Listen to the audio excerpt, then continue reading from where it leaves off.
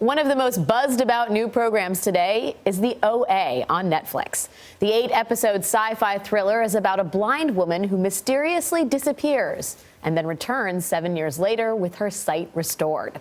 Some hail her as a miracle, others a mysterious danger. Here's a peek.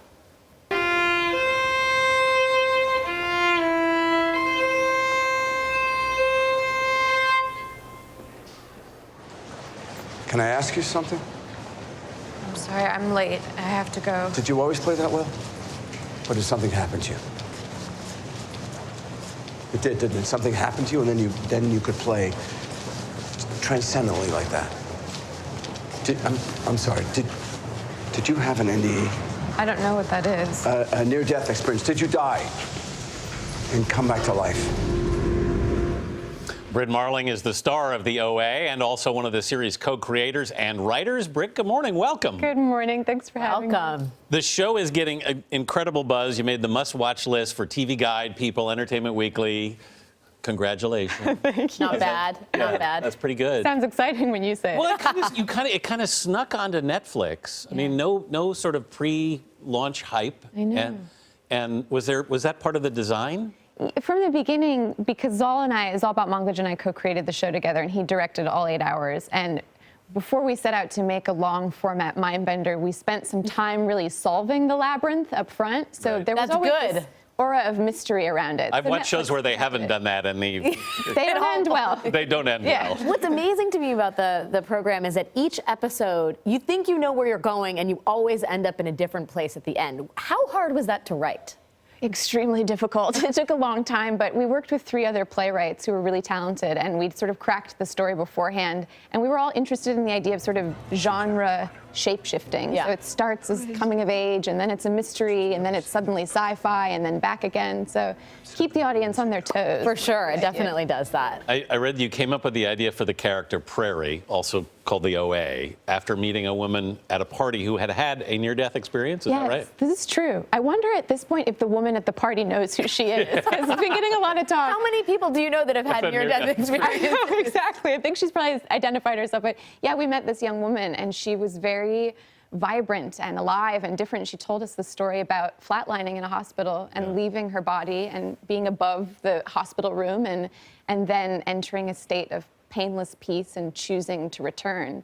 And she just seemed more alive and engaged than most people. So I think we were attracted to the mystery of her. Like, what does she know? What did she touch? And from there. And people often return from near-death experiences with new skills, perfect pitch, musical skills. You are blind for part of the show, and then your sight is restored. Yes. So not only have you suffered the near-death experience, but you have to navigate the world of blindness. Yes, yeah. You know, I met this really amazing man, Joe Stretchy, and he became my tutor. He went blind when he was 19, and he taught me, I would put a blindfold on, and we would meet in downtown Manhattan, and he would teach me how to cane around the city. Wow.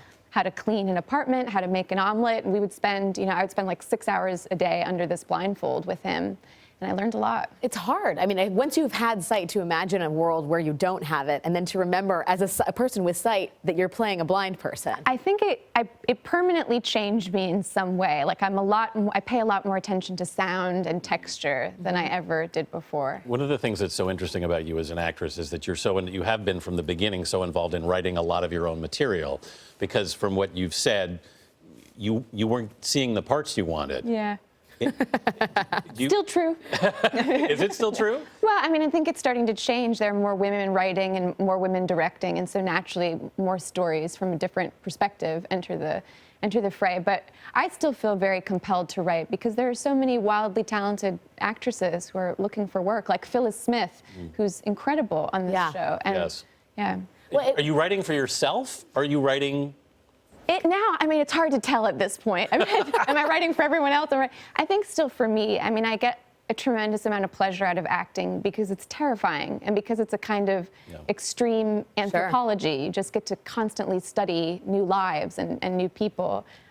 So I still have, that's my ultimate passion, I think, still. It's also great that there are all these new channels for distribution, like a platform like Netflix, which is ready to take a chance on a very interesting but unusual story with an unusual protagonist. Completely. Do we have some good news for fans of the OA? Has Netflix given the green light on the second series yet? What can you tell us? I certainly hope so. I think they're very happy. I think they're pleased with the show. We had an amazing time working with them. I mean, like you said, I think they're a company that's excited about the frontier of storytelling, which is a very easy thing to say and a very hard thing to do in practice because you have to innovate at every turn. But they were really on board for that, and we got to make something genuinely different and outside the box. Definitely outside the box. Yeah. It's a great show. My daughter and I are 3 episodes in, and we're riveted. So You have to call me when you finish. Okay, I will. Tell me how it goes. I will. Okay. I don't know what to expect. All right, Brit Marling, thanks so much.